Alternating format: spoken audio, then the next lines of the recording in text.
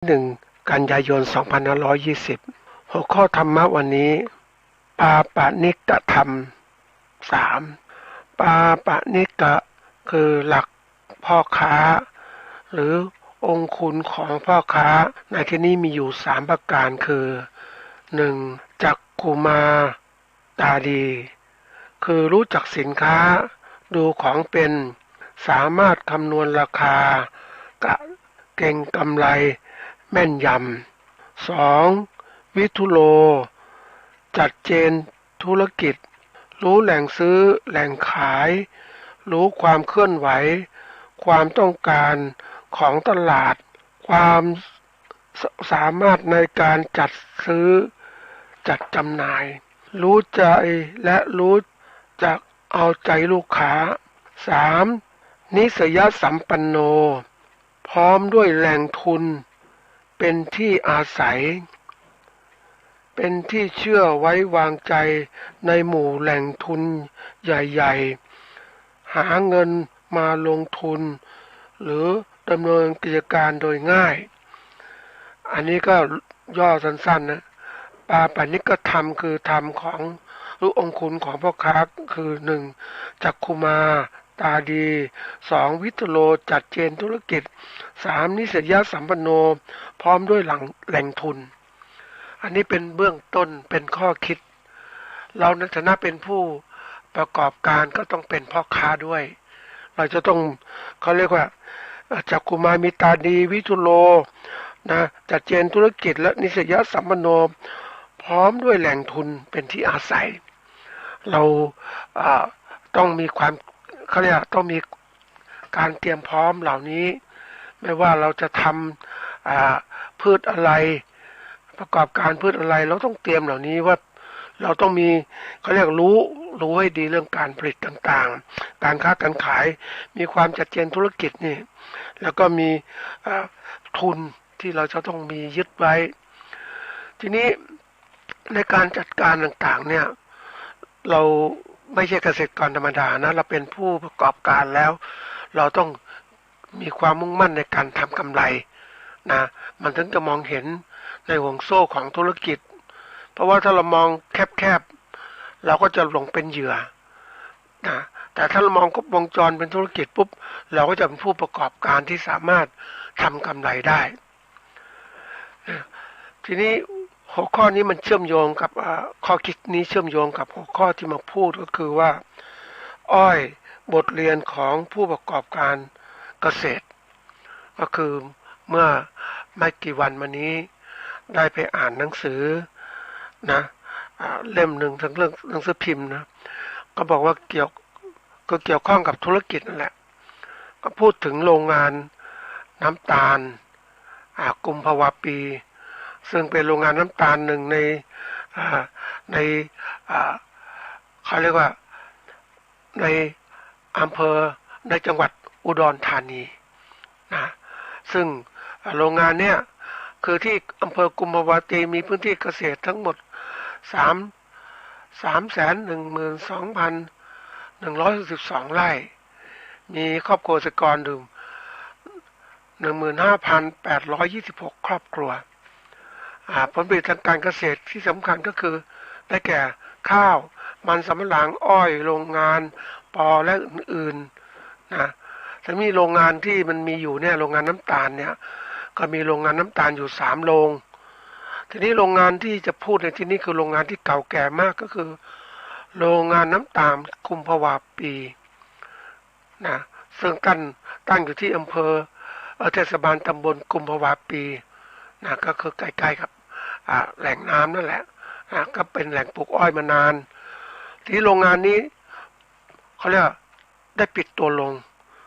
เปิดมาแล้ว74 ปีการปิดตัวลงนี่ไม่ใช่เรื่องธรรมดานะมันมีหลายสาเหตุหลายอย่างมากนะอาจจะปิดตัวเหมือนที่ไปดูโรงงานน้ำตาลนั่นค่ายก็ปิดตัวลงเพราะว่าการปลูกอ้อยเรียกว่าไม่ได้ปริมาณที่มากเท่าที่ควรเนื่องจากเกษตรกรมีน้อยแล้วก็ความแห้งแล้งก็ตามมานะ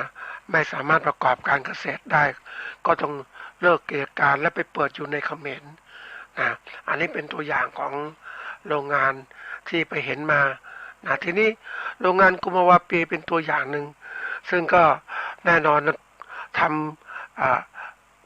เรื่องของอ้อยมานานอ้อยน้ำตาลเนี่ย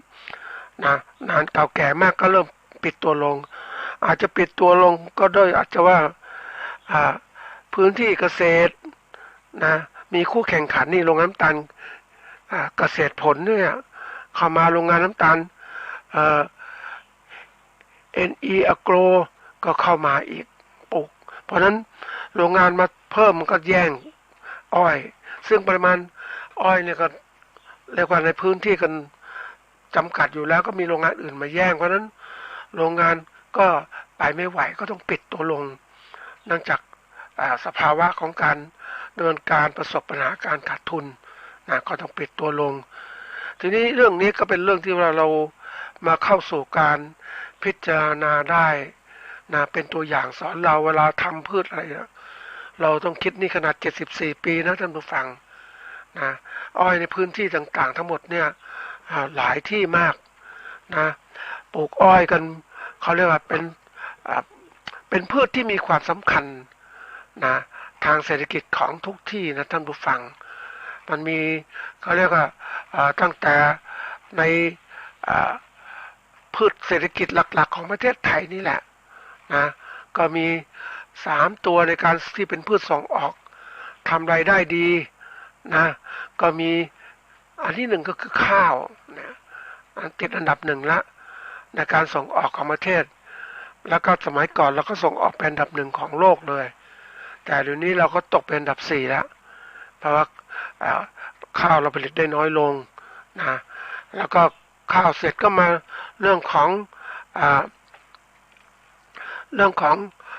เขาเรียกว่ายางพารนี่เราก็เรียกว่าทำรายได้ดีในวงการเกษตรแต่อย่างที่บอกว่าราคาขายมันต่ำเกินไปการกรีดยางก็น้อยนะอันนี้ก็การส่งออกก็น้อยลงนะมันจะต้องมีการส่งเสริมการปลูกยางพาราปริมาณการปลูกเพิ่มมากขึ้นก็จริงแต่ว่าการกรีดนั้นไม่ก็ได้ผลเพราะว่าพื้นที่ไปปลูกนั้นเป็นพื้นที่แห้งแล้งน้ำไม่พอการกรีดยางก็ได้น้อยนะก็เดี๋ยวนี้ก็ปลูกเขาเรียกปลูกยางไว้เพื่อจะเอาตัดไม้ดีกว่าเพราะว่าไม่รู้ทำอะไรแล้วอย่างที่สมัยก่อนที่เขาปลูกก็เขาเรียกว่าส่งเสริมการปลูกทั่วไปแม้กระทั่งบนดอยก็ปลูกอย่างเนี้ยตัดไม้ตัดทำลายป่าไม้มาปลูกยางพาราซึ่งมันไม่คุ้มหรอกแล้วก็สร้างผลเสียที่เกิดขึ้นหลายอย่างทีเดียวอันนี้มันสำปะหลังซึ่งถือได้ว่าเป็นพืชที่ว่าพืชเศรษฐกิจของเราตัวสำคัญนะก่อนเวลาจะทำลายป่าก็ปลูกมีพืช3 ตัว 4 ตัวคือทำลายป่าเพื่อจะปลูกอะไรปลูกข้าวโพดนะข้าวโพดมันสำปะหลังอ้อยอย่างเนี้ยทีนี้ดินมันเสื่อมลงนะท่านผู้ฟังการปลูกมันสำปะหลังเนี่ยมันใช้ธาตุอาหารมากมายทีเดียวเราส่วนใหญ่ก็เกษตรกรก็ไม่มีทุนในการดูแลฟื้นฟูสภาพดินเพราะนั้นดินก็หมดความอุดมสมบูรณ์ลงไปนะการปลูกมันสำปะหลังนี่มันกินดินเยอะเนี่ยทำธาตุอาหารก่อนแล้วก็สิ่งที่เราขายได้ก็คือหัวมันเอาไปขายเป็นแป้งแล้วเป็นอาหารสัตว์ส่งนอกไปนะอันนี้เป็นตัวอย่างที่ถือได้ว่าทำรายได้ดีสมัยนั้นนะไม่มีการไปรูปเลยเดี๋ยวนี้เริ่มมีกระบวนการเนี่ยเอามันสำปะหลังมาแปรรูปเป็นน้ำตาลฟรุกโตสต่างๆนะน้ำตาลที่เขาแปรรูปจากมันสำปะหลังข้าวโพดต่างๆเหล่านี้เพราะว่าถ้าเราส่งวัตถุดิบไปคือสมัยก่อนเราไม่มีโอกาสคือไม่มีความรู้เราก็แค่ผลิตและส่งวัตถุดิบไม่ว่าจะเป็นข้าวข้าวโพดมันสำปะหลังยางพาราก็ส่งออกไปเนี้ยรายได้กำไรก็น้อยแต่ประเทศที่ซื้อไปก็ไปแปรรูปนะเป็นน้ำตาลออกมาแล้วน้ำตาลนำมาขายเป็นอย่าง มันสำปะหลังแปรรูปเป็นน้ำตาลข้าวโพดก็เป็นอาหารสัตว์ต่างๆอย่างอื่นแปรรูปมาหมดเลยเขาจึงได้กำไรนะเขาซื้อวัตถุดิบเพราะนั้นประเทศไทยเนี่ยเราเราจะภูมิใจว่าเราเป็นประเทศขายพืชผลเกษตรไปมากมายทีเดียวจริงๆเราไม่ควรจะภาคภูมิใจแล้วเราต้องเตรียมการหาทางแก้เพราะว่าพืชเหล่านี้มันเป็นพืชที่ใช้ธาตุอาหารมากแล้วปลูกนานๆเข้ามันก็ไม่ได้ผลดินก็แย่ลงแล้วเพราะนั้นเป็นผลเสียที่เกิดขึ้นน้ำตาลเป็นตัวหนึ่งนะที่เห็นชัดเจนในหลายพื้นที่ที่เขาทำลายป่าใหม่ๆเนี่ยก็นับปลูกข้าวโพดเสร็จแล้วเดี๋ยวนี้ก็ปลูกน้ำตาลปลูกอ้อยนี่แน่นอนว่ามันใช้สารอาหารมากมายในการที่จะสร้างต้นใบต่างๆแล้วก็ในการที่จะเอามาสะสมเป็นน้ำตาลในสมัยก่อนๆเนี่ยการปลูกอ้อยเนี่ยในพื้นที่ป่าใหม่ๆเนี่ยมันจะลำต้นใหญ่มากอันนี้ถ้าไปเห็นนะท่านผู้ฟังน้ำหนักต้นอ้อยจะเริ่มโตดีมากแล้วใบเยอะแยะไปหมดเลยมันสูงท่วมหัวคนนั่นน่ะแล้วลำก็ใหญ่ได้น้ำตาลเยอะมากน้ำหนักดีแต่หลังๆเนี่ยโอ้มันไปดูแล้วอ้อยเป็นลำเล็กลงมาเพราะว่าความอุดมสมบูรณ์ไม่ค่อยดีนะกว่าจะได้ไร่ได้ไม่เท่าไหร่นะการผลิตอ้อยไม่ดีละอันนี้คือตัวอย่างเพราะว่ามันขึ้นอยู่ความสมบูรณ์ของสิ่งแวดล้อมทีนี้มาดูว่าบทเรียนเนี่ยอ้อยเป็นบทเรียนรู้ของผู้ประกอบการแน่นอนว่าเป็นบทเรียนที่สอนเราให้รู้เข้าใจว่านี่นะเราได้รู้เข้าใจว่านี่คือพืชผลตัวหนึ่งที่เราภาคภูมิใจนักหนาว่าปลูกกันมานาน70-80 ปีไปแล้ววันนี้คือคิดเกษตรกรปลูกอะไรก็ยึดคิดอย่างเนี้ยคิดจะแหมมันคือเห็นแต่ดีมันอย่างเดียวอ่ะปลูกแล้วได้รายได้ดีแค่นั้นแหละคือมองเฉพาะผลประโยชน์ที่ได้รับไม่ได้มองการไกลไปเห็นที่จังหวัดก็เรียกนครนายกฉะเชิงเทราที่เขามีการส่งเสริมการปลูกอ้อยมีโรงงานน้ำตาลต่างๆรายได้เปลี่ยนจากพืชอื่นๆมาเป็นจากป่าไม้เป็นอ้อยปลูกไปมาไปไม่ไหวแล้วเจริญโตไม่ดีนะเพราะปลูกหลายปีแล้วเนี่ยมันสำปะหลังบ้างอะไรบ้างก็ไม่ดีอีกปลูกไปไม่ได้ที่สุดแล้วเกษตรกรก็อยากจนลงก็ต้องเอาที่ดินไปขายถึงจะมีชีวิตอยู่คือไม่มีรายได้เพราะว่าการที่เราคาดหวังว่าอ้อยจะราคาดีคิดอย่างนี้เวลาทำเกษตรกรไทยเรามักจะถูกเขาเรียกว่าเอารัดเอาเปรียบคือรายได้มันไม่แน่นอนในการจะขายต่างๆเนี่ยเมื่อผลิตออกมาแล้วจะขายปุ๊บราคาพ่อค้าก็กดราคาจนทั้งจะต้องมีการพยุงราคาให้กับเกษตรกรเพื่อช่วยนะจริงๆก็ไม่มีกำไรเพราะพ่อค้ากดราคาหลายที่นะท่านผู้ฟังทางจังหวัดสุพรรณบุรีกาญจนบุรีก็เป็นอย่างเนี้ยบางทีเกษตรกรยักโดนเอาเปรียบมากก็ปิดถนนเลยเอารถ10 ล้อมาปิดถนนได้ไปดูนะท่านผู้ฟังที่เขาปิดถนนมันก็เป็นเรื่องที่แบบโอ้น่าคิดนะท่านผู้ฟังคือในเรื่องการเกษตรเราเนี่ยไม่มีใครช่วยคือไม่มีคนกลางมันมี2 ฝ่ายนั่นคือพ่อค้าหรือเจ้าของโรงงานอ้อยโรงงานน้ำตาลกับเกษตรกรแล้วเกษตรกรไม่มีโอกาสในการที่จะเขาเรียกทางเลือกในการที่จะไปขายที่อื่นเพราะว่าปลูกอ้อยก็ต้องขายที่เนี่ยเพราะแต่ละที่ก็มีโรงงานเฉพาะเพราะนั้นมันก็เลยกลายเป็นว่าไม่มีที่ต่อรองโอกาสในการที่จะเขาเรียกว่าเอาอ้อยไปขายที่อื่นก็ไม่ค่อยมีในสมัยเริ่มต้นช่วงหนึ่งเนี่ยก็มีที่แถวนั้นก็มีโรงงานแถวสุพรรณบุรีก็มีโรงงานหลายโรงงานก็เป็นทางเลือกเกษตรกรก็จะเลือกโรงงานที่ให้ราคาดีก็ส่งตอนหลังๆเนี่ยโรงงานน้ำตาลก็เลยครับมีการหัวกันเนี่ยเป็นเครือข่ายห้ามแย่งกันอะไรการต่างๆก็เป็นการทำให้ช่องทางในการเลือกตลาดของเกษตรกรผู้ปลูกอ้อยน้อยลงคนปลูกไปไม่รู้จะทำอะไรเพราะว่าเนื่องจากปลูกอ้อยมาหลายปีก็ความคิดความอ่านก็ไม่ค่อยมีมันติดอยู่ก็เรียกว่าคนติดสุกติดกับดักของอ้อยไม่ได้แสวงหาช่องทางในการที่จะผลิตสินค้าเกษตรตัวใหม่ๆ เพราะว่าเห็นอ้อยมันดีก็ทำอย่างเงี้ยจากดีๆแล้วก็กลายเป็นไม่ดีนะคือไม่ใช่ดีปลูกรายได้ดีมาก3-4 ปีดีๆแล้วค่อยลดลงมาดีบ้างไม่ดีบ้างแต่ละปีสลับกันที่สุดแล้วปลูกไปแล้วไม่ดีเลยรายได้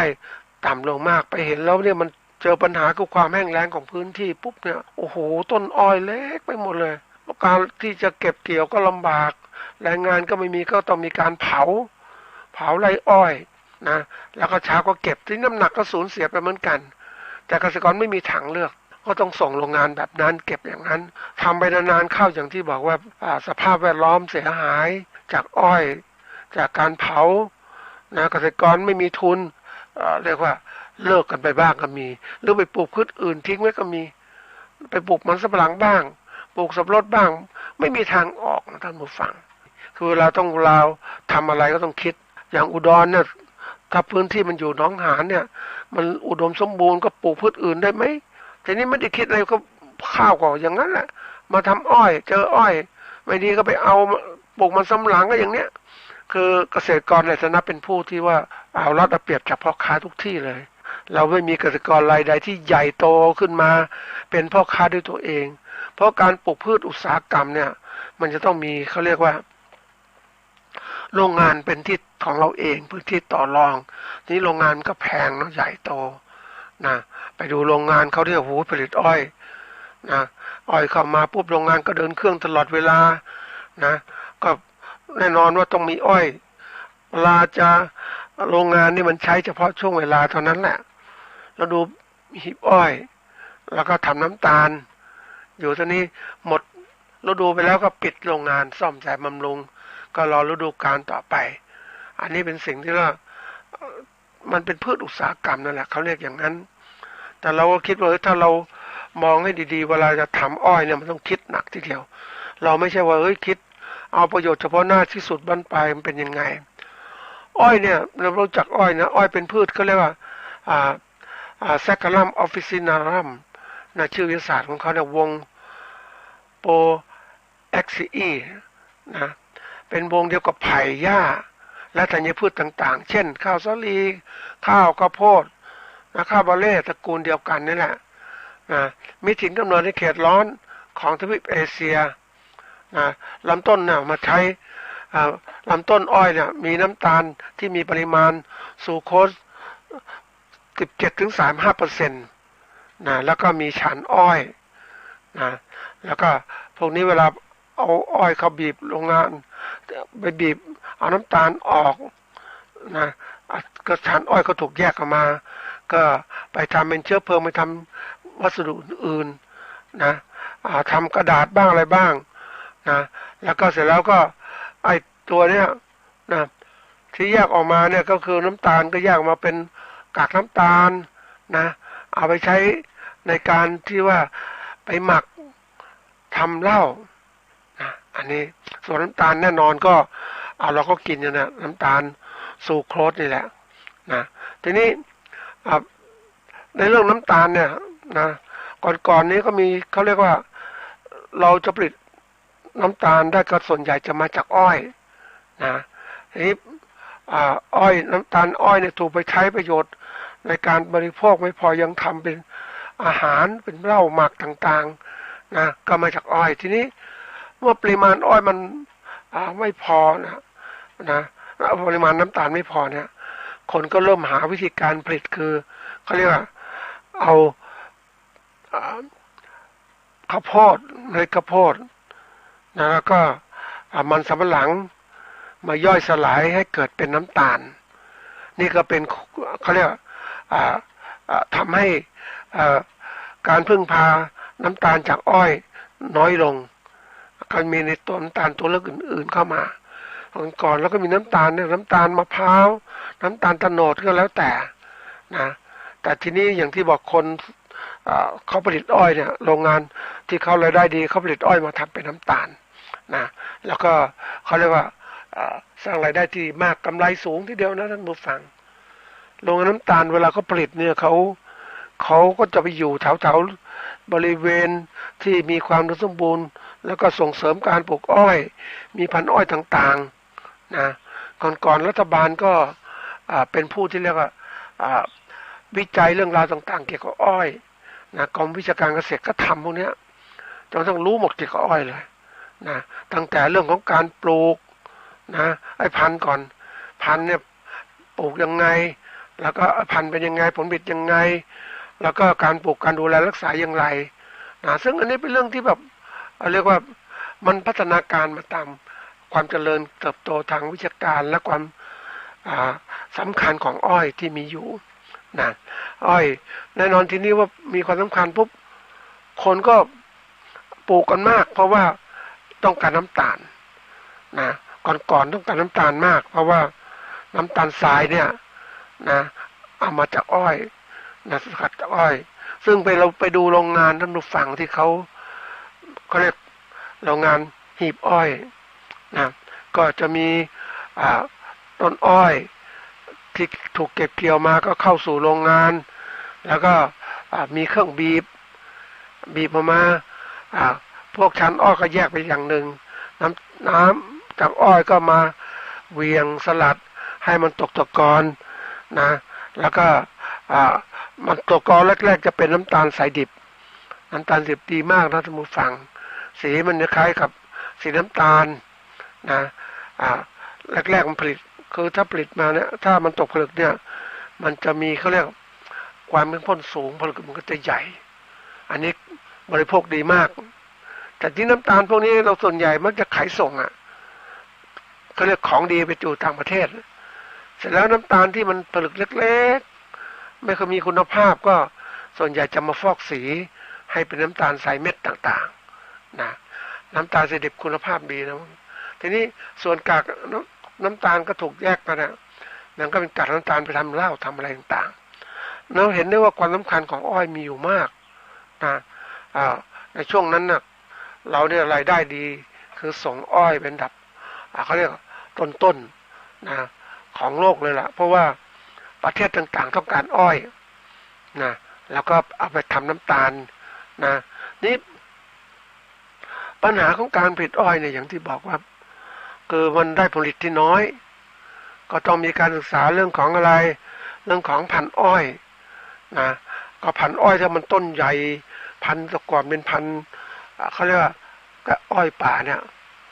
นะโอ้ลำต้นมันก็ใหญ่ใบก็ใหญ่แต่ว่าสะสมน้ำอ้อยในนิดเดียวสะสมน้ำตาลในนิดเดียวเพราะนั้นก็มีการคัดสายพันธุ์นะภาครัฐเองก็มีการตั้งศูนย์วิจัยพืชไร่สุพรรณบุรีเนี่ยนะมันเป็นมาทำเรื่องอ้อยศึกษาวิจัยเรื่องอ้อยมานานมีการศึกษาเรื่องพันธุ์อ้อยสุพรรณบุรี80และมีการผสมสร้างพันธุ์ใหม่ๆเกิดขึ้นเพื่อจะทำให้อ้อยมีคุณภาพดีนะระยะให้ปริมาณเขาเรียกน้ำตาลต่อไร่สูงขึ้นนะก็ทำให้เกิดประโยชน์กับเกษตรกรว่าทำแล้วมีกำไรนะทีนี้ถัดมาก็มีการเรื่องของการพัฒนาวิชาการเรื่องการปลูกระยะเท่าไหร่ดีถึงจะให้มันคุ้มด้วยปริมาณต้นเท่าไหร่สูงสังเคราะห์แสงได้ดี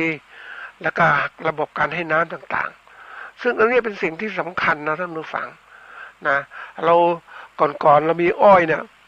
เรามักจะมีอ้อยอยู่นะคือพันธุ์เคี้ยวกับอ้อยสำหรับทำน้ำตาลไอ้พันธุ์เคี้ยวนี่ก็ขายดีพวกอ้อยสิงคโปร์นะอ้อยขาไก่ไอ้พวกเนี้ยอันนี้เป็นพันธุ์ที่สำหรับเคี้ยวนะแล้วก็คนบางคนก็ชอบนะท่านผู้ฟังเดี๋ยวนี้เคี้ยวไม่พอแล้วบางทีมันไม่มีฟันกันนะก็เลยมาคั้นน้ำอ้อยเนี่ยเป็นที่ว่ามันก็เป็นรายได้ดีนะท่านผู้ฟังแต่ก่อนน้ำอ้อยเนี่ยกว่าจะได้มาโอ้ยากต้องเคี้ยวกว่าจะกินทีนี้มันมีเครื่องบีบคั้นมันก็ทำรายได้ดีเพราะว่าถ้าพูดถึงผลตอบแทนนะเอาเราปลูกอ้อยเคี้ยวเนี่ยได้มากกว่ารายได้ต่อไร่สูงนะแต่ว่าแรกๆคนไม่ได้สนใจตอนหลังๆเนี่ยคนเริ่มสนใจกินน้ำตาลกันมากนะเพราะนั้นก็เลยรายได้จากการขายอ้อยคั้นก็สูงขึ้นแล้วอ้อยผลิตเป็นน้ำตาลก็แน่นอนว่าคนเอามาเคี้ยวไม่คนเคี้ยวเอามาใส่กาแฟทำของหวานอะไรเยอะแยะจากอ้อยตัวนี้เพราะอ้อย น้ำตาลจากอ้อยมันเขาเรียกว่ามันประยุกต์ได้ง่ายนะเอามาใช้ได้เลยใช้ได้หลากหลายแต่น้ำตาลแต่ก่อนเราก็มีน้ำตาลคู่แข่งก็คือน้ำตาลปี๊บนั่นแหละน้ำตาลมะพร้าวน้ำตาลโตนดนี่พวกนี้ผลิตได้ยากท่านผู้ฟังต้องขึ้นไปบีบกันมันบีบแล้วมันตัดมันมาเพื่อจะให้มันมีน้ำหยดมาใส่แล้วก็การปีนบนต้นมะพร้าวสูงๆก็ลำบากไอ้ตัวเนี้ยมันก็ทำให้รายได้ของคือทำให้เกษตรกรไม่ทำกันเพราะมันยากก็เลยไม่ค่อยมีน้ำตาลปี๊บนั่นแหละนะแต่จริงๆแล้วพวกนี้น้ำตาลมีคุณภาพดีนะท่านผู้ฟังนะนี่อ้อยที่เป็นอุตสาหกรรมเนี่ยมันอย่างที่บอกว่าให้น้ำตาลเนี่ยมันก็แน่นอนหลังๆก็มีพันธุ์ผสมต่างๆเกิดขึ้นนะเพื่อจะให้เติบโตได้ดีแล้วก็ให้ปริมาณน้ำตาลที่สูงนะก็มีการค้นคว้ามีการประเทศคือประเทศไทยนี่ทำเยอะนะท่านผู้ฟังเรื่องอ้อยอเมริกันก็ทำเหมือนกันแต่ว่าเขาเรียกว่าไม่ค่อยมากเท่าไหร่แต่เขาเป็นความวิจัยที่เก่งแต่ในบราซิลก็โอ้เยอะมากนะในการที่ทำการปลูกอ้อยนะเพราะว่ามันทำไม่ยากหรอกนะปลูกอ้อยนี่ก็ยกล่องก็เอาท่อนพันธุ์วางแล้วกลบเท่านั้นเองแล้วก็ให้น้ำนะอ้อยก็ขึ้นแล้วนะมันเติบโตเพราะพืชตระกูลหญ้ามันเติบโตได้ดีนะทนแต่สิ่งแวดล้อมต่างๆอ้อยยังถูกนำไปใช้เรื่องของเขาเรียกว่าพวกสมุนไพรพวกอะไรต่างๆเยอะแยะนะเราก็ใช้อ้อยตัวนี้แหละตำราไทยเขาบอกใช้ลำต้นเป็นยาขับปัสสาวะโดยใช้ลำต้นสด70 ถึง 10 กรัมหรือแห้ง30 ถึง 40 กรัมนะหั่นเป็นชิ้นแล้วก็ต้มแบ่งดื่มวันละ2 ครั้งก่อนนอนนะ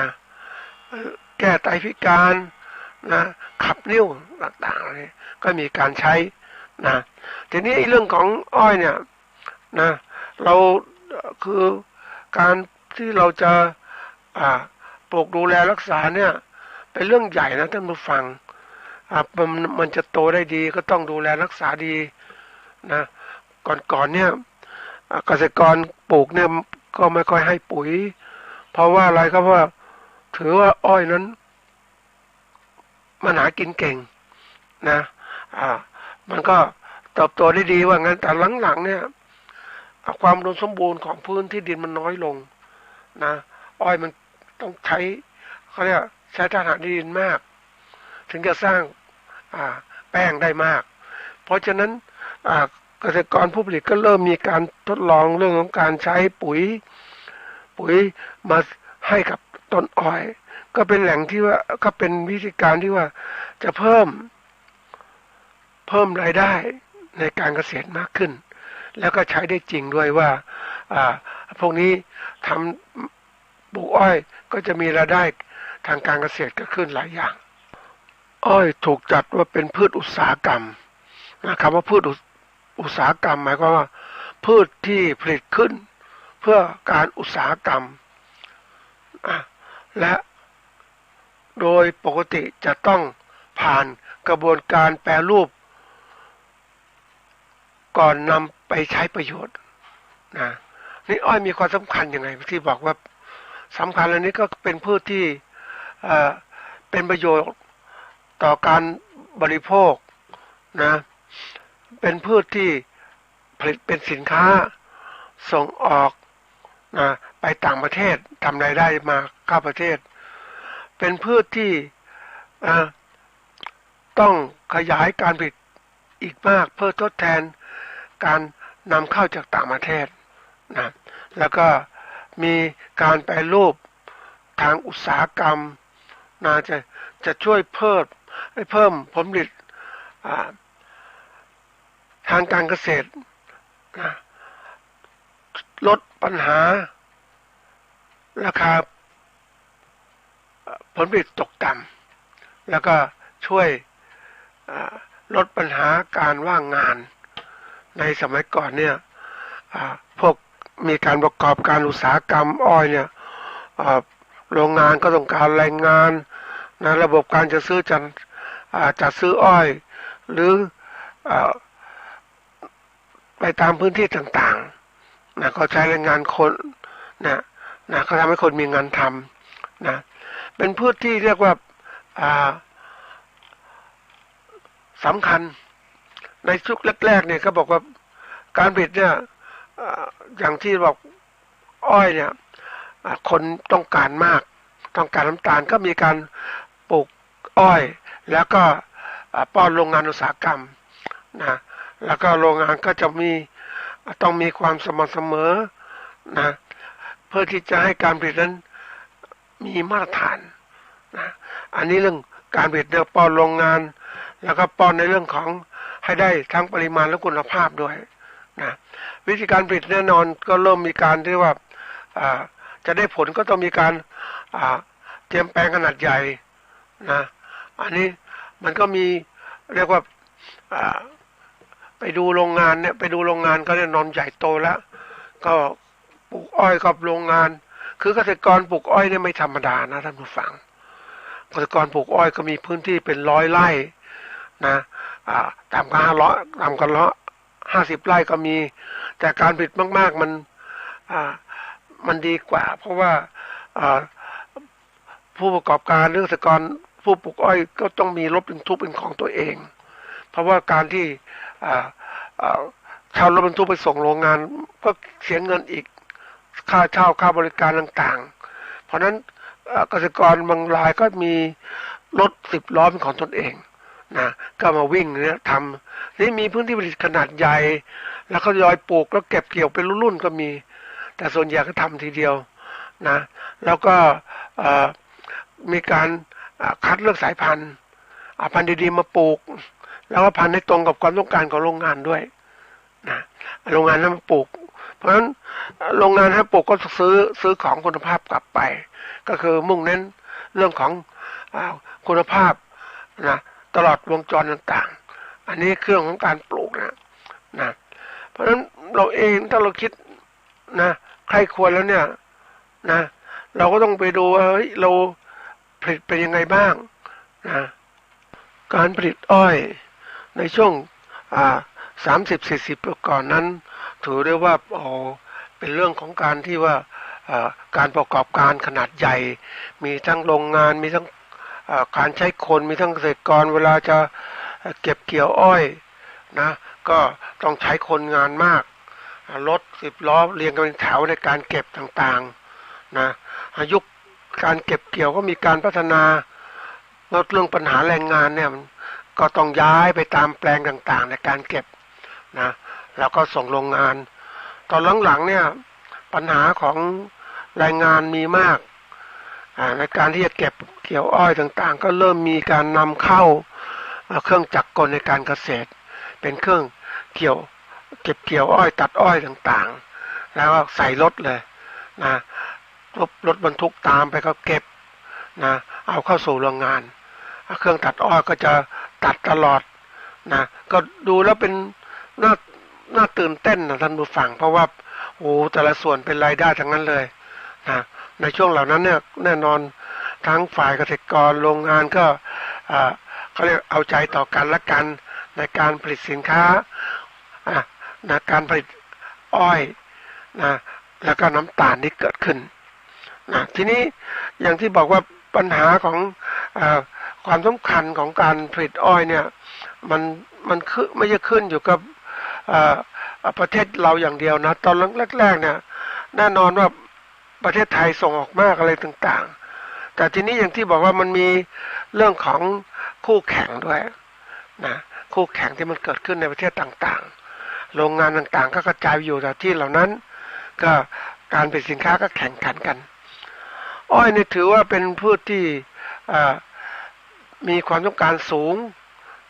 มากในต่างประเทศเพราะว่าประเทศบางประเทศก็ผลิตอ้อยไม่ได้นะมันอยู่ในเขตร้อนเพราะฉะนั้นเขาต้องการน้ำตาลแล้วน้ำตาลของเขานี่ก็เลยได้มาจากพวกของมันสำปะหลังบ้างได้มาจาก ข้าวโพดนะก็มาทำเป็นน้ำตาลบางทีก็ทำจากหัวบีทบ้างอะไรบ้างมาทำน้ำตาล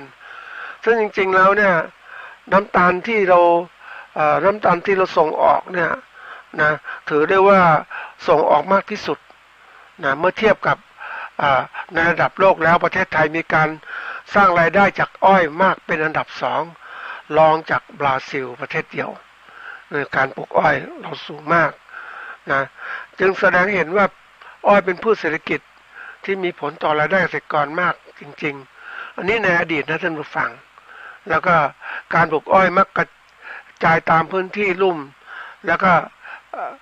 ทนแล้งนะอ้อยทนแล้งนะครับได้นะในระดับหนึ่งเช่นนครสวรรค์อุดรธานีนครราชสีมา กาญจนบุรีกำแพงเพชรนะทุกวันนี้เกษตรกรก็ปลูกอ้อยกันมากนะ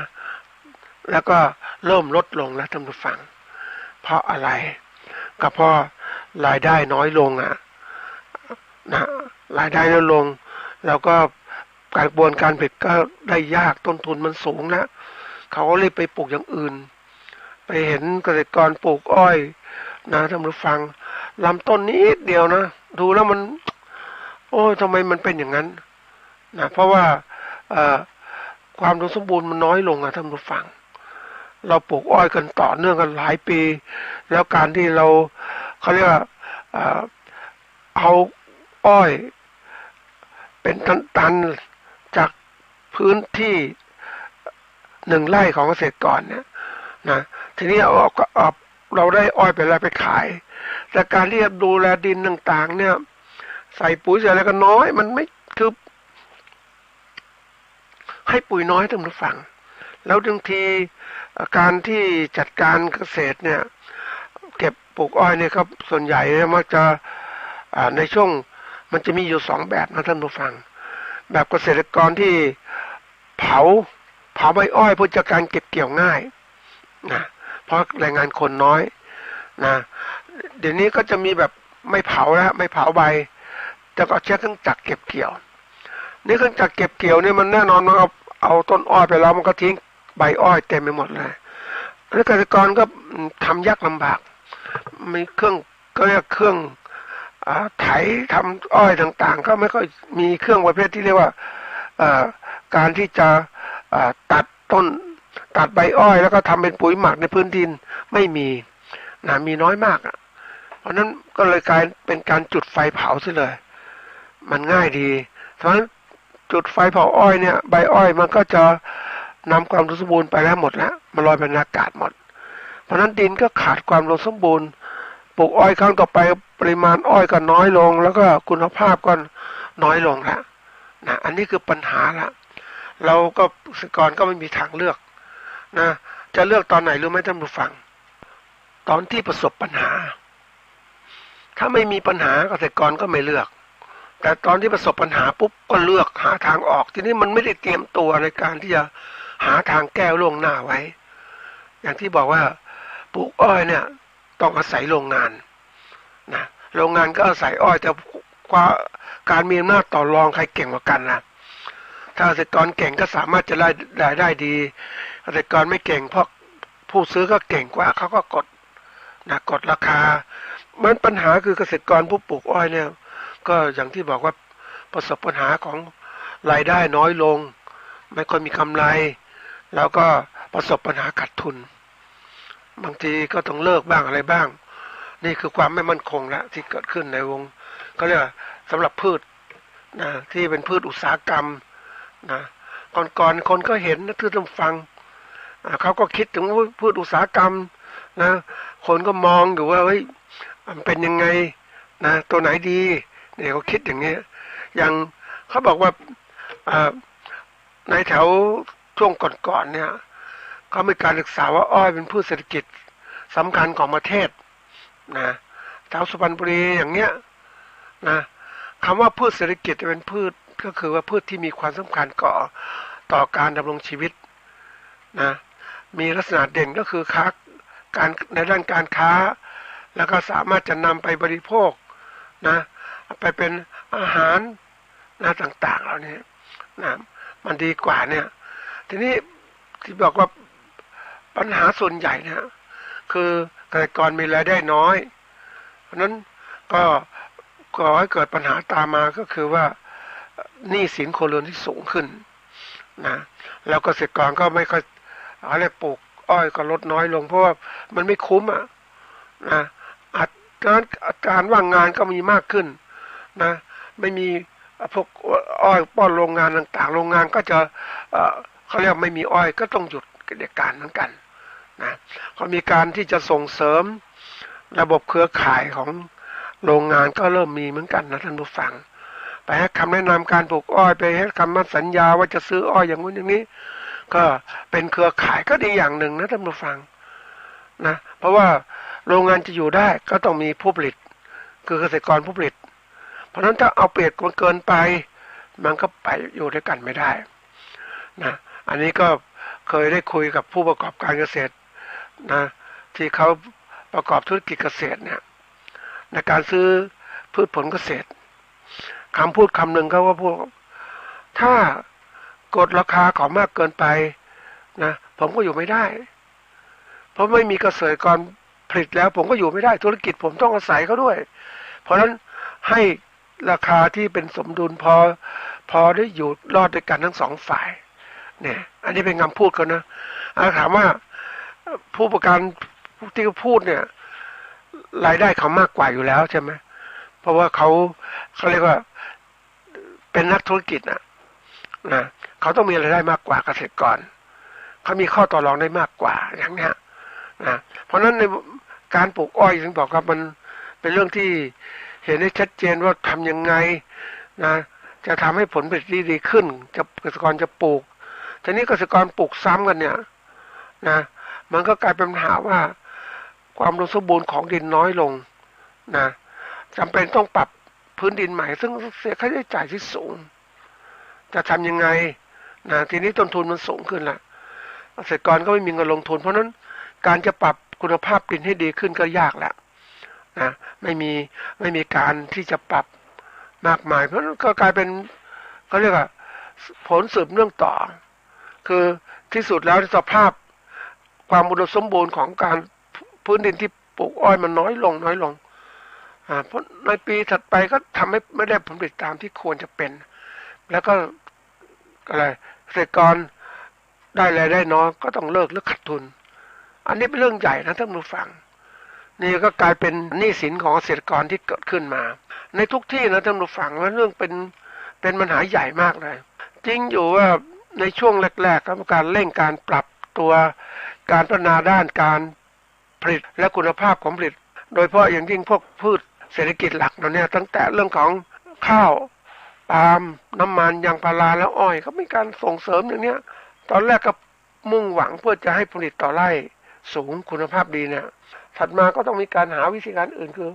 ทำไงจะลดต้นทุนการประกอบการเกษตรเพื่อผลิตอ้อยอันนี้ก็เป็นเรื่องใหญ่ทีเดียวจะหาลดต้นทุนยังไงมันก็มีการค้นคว้าเรื่องราวต่างๆมากในการที่จะทำให้การปลูกอ้อยดีขึ้นมันก็ดีขึ้นนะท่านผู้ฟังในระดับเล็กๆก็ดีขึ้นแต่ระยะยาวแล้วมันยากมากเลยในการที่จะพัฒนาได้มันเหมือนกับว่าการพัฒนาพื้นที่เนี่ยไม่ได้พัฒนาเนี่ยมันก็ปัญหาสะสมมาเรื่อยแล้วก็กลายเป็นเรื่องใหญ่ก็คือว่าเราขาดการพัฒนาเพราะมันก็กลายเป็นผลติดลบมาเรื่อยแม้แต่ก่อนเนี่ยเราทำการเกษตรอ้อยเนี่ยและผลิตน้ำตาลถือว่าไทยเป็นผู้ส่งออกผลผลิตจากอ้อยและน้ำตาลมาเป็นอันดับหนึ่ง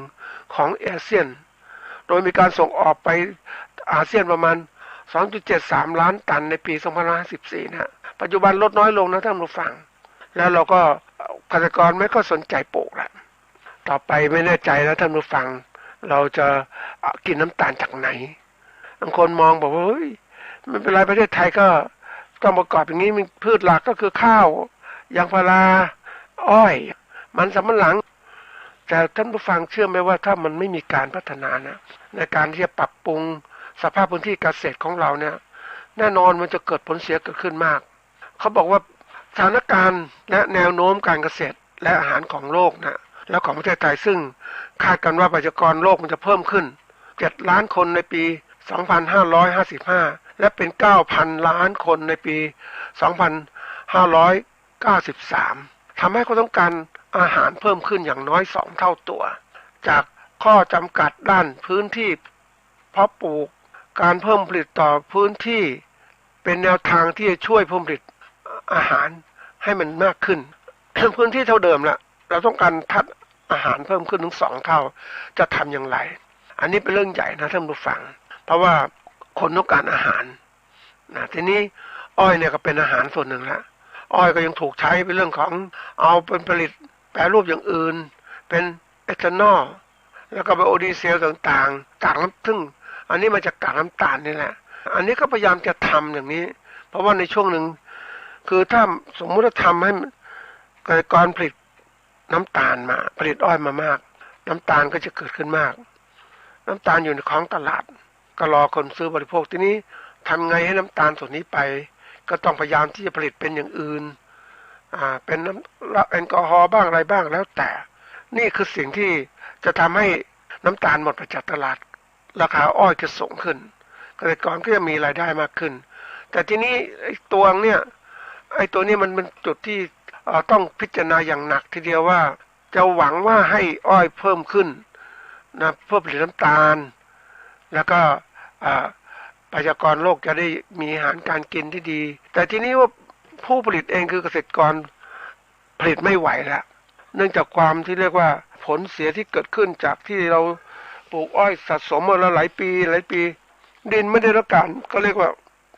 พัฒนาหรือปรับปรุงดินมันผลเสียเกิดขึ้นผลผลิตต่ำลงรายได้ที่จะคุ้มมันก็ไม่คุ้มแล้วเพราะผลผลิตมันต่ำลงทุกปีในทุกที่นั่นแหละอันนี้คือตัวสำคัญแล้วขณะเดียวกันเนี่ยเราก็พูดถึงว่า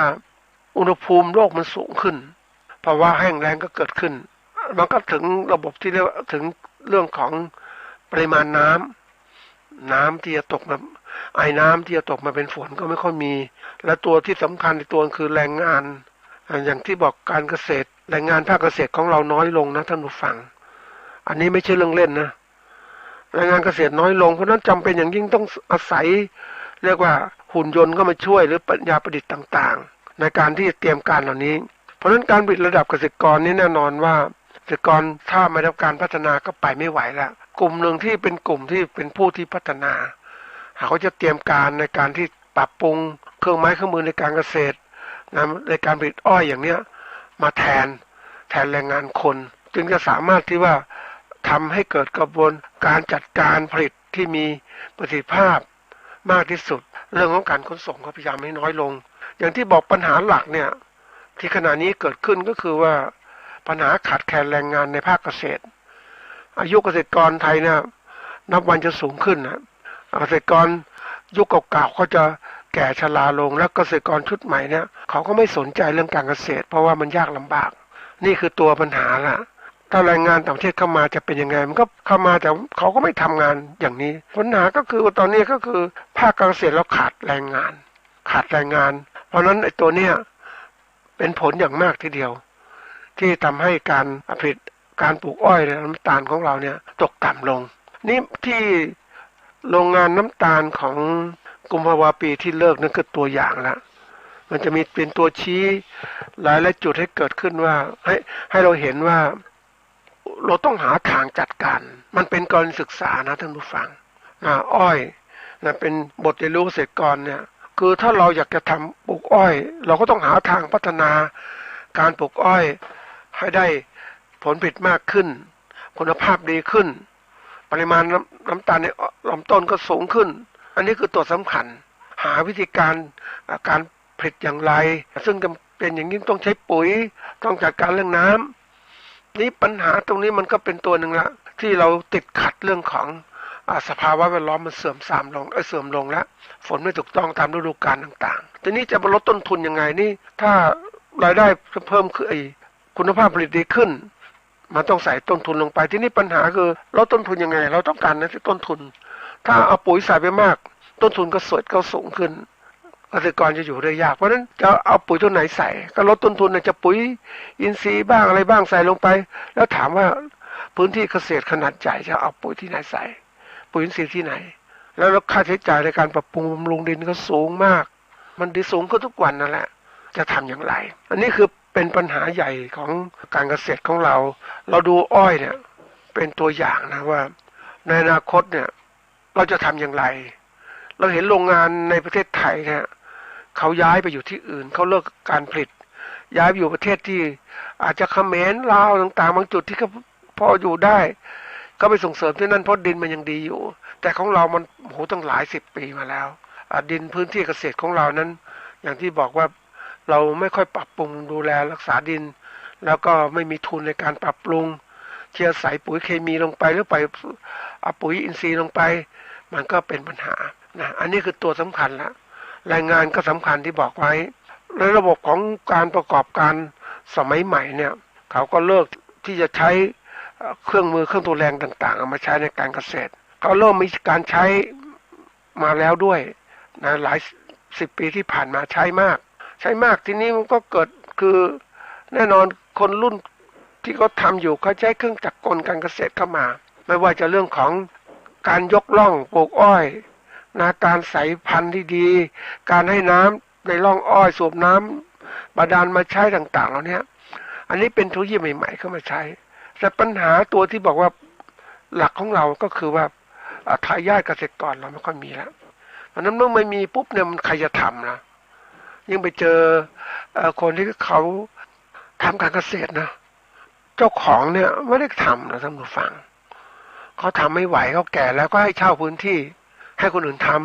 ำหรือถ้าบางคนทำได้ก็ทำไปจะทำแบบไม่มีแรงงานอ่ะเขาต้องจ้างแรงงานต่างด้าวก็มาทำหรือก็ใช้เครื่องจักรก็มาทำแต่ถามว่าอย่างที่บอก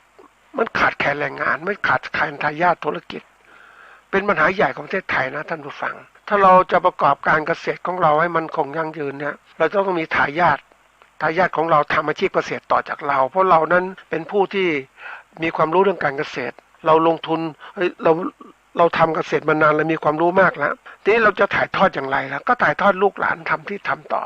แต่ลูกหลานไม่ทำต่อทำไงบทเรียนชีวิตที่มันเกิดขึ้นมาตั้งหลายสิบความรู้ทักษะต่างๆที่เกิดขึ้นมาเนี่ยมันเป็นตำราเป็นวิชาการได้มากมายแต่ไม่มีคนรับอ่ะเจอมาในพื้นที่เกษตรหลายพื้นที่นะท่านผู้ฟังไม่ว่าจะเป็นพื้นที่ทำนาลูกหลานก็ไม่ทำนานะอันนี้เป็นอะไรที่มันลำบากอะจากที่เคยคุยกับลูกหลานเขาทำไมไม่ทำนาต่อมันลำบากเห็นพ่อแม่ลำบากไม่อยากทำแล้วไปทำอาชีพอื่นดีกว่า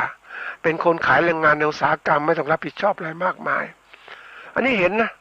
เพราะนั้นวันนี้ที่มันเกิดขึ้นในบทเรียนเรื่องอ้อยเนี่ยแน่นอนว่ามันจะเริ่มเห็นชัดๆอีกประมาณ10 ปีข้างหน้าเนี่ยเห็นชัดเลยบางทีอาจจะต้องไปปลูกพืชอื่นคนก็แน่นอนเขาคิดว่าการทำไร่อ้อยเนี่ยปลูกอ้อยเนี่ยผลประโยชน์ตอบแทนได้ไม่มากไปทำอย่างอื่นดีไหมมันจะมีข้อคิดต่างๆเกิดขึ้นนะท่านผู้ฟังเพราะคนเรานี้ที่บอกว่าจะตั้งอกตั้งใจในการแก้ปัญหาต่างๆหรือพัฒนาการต่างๆจะเกิดขึ้นได้ก็ต่อเมื่อมีปัญหามันทำให้คนหาทางออกคนหาทางออกแก้ปัญหาแล้วคนไม่อยากจะเจอปัญหานั้นก็หลีกเลี่ยงปัญหาพยายามจะทำอะไรที่มันดีขึ้นหรือเปลี่ยนแปลงตัวเราเองเปลี่ยนแปลงระบบการทำเกษตรของเราให้มันแตกต่างจากเดิมเพื่อไม่ให้เกิดปัญหาเกิดขึ้นอันนี้เป็นเรื่องที่ว่าการคิดการพัฒนาต่างๆเพราะนั้นวันนี้ไม่มีผิดผลเกษตรผิดผลจากอ้อยของเราคือน้ำตาลเนี่ยมันก็จะไม่ค่อยมีแล้วต่อไปคือวันนี้ที่เราควบคุมภาครัฐก็ควบคุมราคาน้ำตาลไม่ให้มีการเปลี่ยนแปลงแก้ไข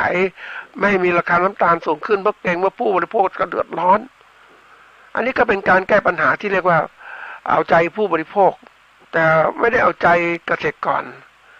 รก็ถูกกดราคาเพราะว่าเจ้าของโรงงานน้ำตาลก็ได้ราคาได้รายได้ตัวนี้พวกรู้ราคาขายตายตัวอย่างนี้เขาก็เลยไปกดราคารับซื้ออ้อยจากเกษตรกรนะแล้วเกษตรกรก็มีรายได้ที่น้อยลงนะแทนที่จะเขาเรียกการพัฒนาเกษตรที่แท้จริงต้องให้เศรษฐกิจการเกษตรเป็นไปอย่างระบบที่ว่าการต่อรองอย่างเป็นธรรมระหว่างผู้ซื้อผู้ขายแต่ทีนี้อ้อยเนี่ยถูกราคาน้ำตาลเนี่ยถูกกดจากรัฐบาลไม่ราคาที่เพิ่มขึ้น เพราะเกรงผู้พวกเดือดร้อนพ่อค้าก็ใช้ราคานี้ไปกดราคาซื้ออ้อยของเกษตรกรก็เลยได้น้อยลงท่านผู้ฟังอันนี้เป็นเรื่องที่กระทบเทือนเป็นระบบนะเพราะฉะนั้นในการที่เราได้บทเรียนเนี่ยเป็นอ้อยเป็นบทเรียนแน่นอนเห็นชัดเจนว่าถ้าไม่มีการปรับปรุงแก้ไขที่สุดแล้วภาคเกษตรเราจะลำบากพืชหลายตัวกิจการเลี้ยงสัตว์หลายๆอย่างเนี่ยเป็นอย่างนี้จริงๆนะเพราะว่ามันไม่ยุติธรรมนะการกำหนดราคาซื้อขายไม่ยุติธรรมหรือว่าไม่ว่าจะเป็นเรื่องของการที่เรียกว่าทำประกันหรือว่าทำต่อรองราคาหรือจำนำต่างๆที่เกิดขึ้นมันเป็นการแก้ปัญหาเฉพาะหน้าเท่านั้นไม่ได้มีความแก้ปัญหาอย่างจริงจังถ้าจริงจังต้องในตลาดมันเป็นธรรมที่เกิดขึ้นราคาสินค้าแพงก็ต้องปล่อยมันแพงไปตามกลไกที่คนเป็นแต่สิ่งกำหนดก็คือว่าให้ทุกส่วนมันมีความยุติธรรมในตัวเองไม่ใช่สินค้าแพงเพราะพ่อค้าขึ้นราคาเหมือนที่เราพบในปัจจุบันนี้แหละอันนี้คือตัวร้ายพ่อค้าคนกลางขึ้นราคาอย่างเดียวแต่ก่อนไม่ได้อะไรเลยก็ฝากไว้เป็นข้อคิดนะครับสวัสดีครับที่จบไปแล้วนั้นเป็นรายการเกษตรเพื่อชีวิตดำเนินรายการโดยอาจารย์พิชัยคงพิทักษ์